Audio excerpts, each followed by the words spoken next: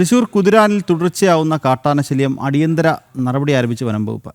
ആന കാട് കയറിയില്ലെങ്കിൽ ആരോഗ്യനില പഠിച്ച ശേഷം മയക്കുവെടി വെച്ച് പിടികൂടാനും വനംവകുപ്പിന്റെ നീക്കം. വയനാട്ടിൽ നിന്നുള്ള വനംവകുപ്പിന്റെ പ്രത്യേക സംഘവും കുതിരാനിൽ പരിശോധന നടത്തി.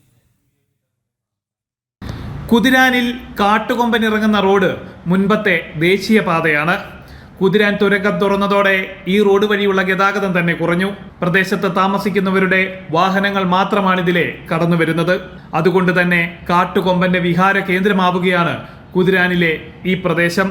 കാട്ടുകൊമ്പൻ ആദ്യം ഫോറസ്റ്റ് വാച്ചറെ ആക്രമിച്ചു. പിന്നീട് ആനയെ തുരത്താനെത്തിയ വനം വകുപ്പിന്റെ വാഹനത്തിന് നേരെ തന്നെ കൊമ്പന്റെ വിളയാട്ടമുണ്ടായി. കാട്ടാനയുടെ ആക്രമണം തുടർക്കഥയായതോടെ നാട്ടുകാർ പ്രതിഷേധത്തിലാണ്. ഇതേ തുടർന്ന് കൊമ്പനെ കാടുകയറ്റാൻ വനംവകുപ്പിന്റെ പ്രത്യേക ദൗത്യത്തിന് തുടക്കമായിരിക്കുകയാണ്. ഇതിനായി വയനാട്ടിൽ നിന്നുള്ള വനംവകുപ്പിന്റെ വിദഗ്ധ സംഘം ഇന്നലെ കുതിരാനിലെത്തി.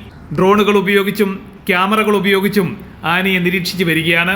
ആനയെ സുരക്ഷിതമായി കാടുകയറ്റാൻ പറ്റിയില്ലെങ്കിൽ മയക്കുവെടി വെച്ച് പിടികൂടാനാണ് നീക്കം. ആനയുടെ ആരോഗ്യസ്ഥിതി കൂടി കണക്കിലെടുത്താവും ഈ ദൗത്യം തുടങ്ങുകയെന്നാണ് വനംവകുപ്പ് ഉദ്യോഗസ്ഥർ വ്യക്തമാക്കുന്നത്. വനം മന്ത്രി AK ശശീന്ദ്രനും ഇന്നലെ കുതിരാനിൽ സന്ദർശനം നടത്തിയിരുന്നു. ജനം, തൃശൂർ.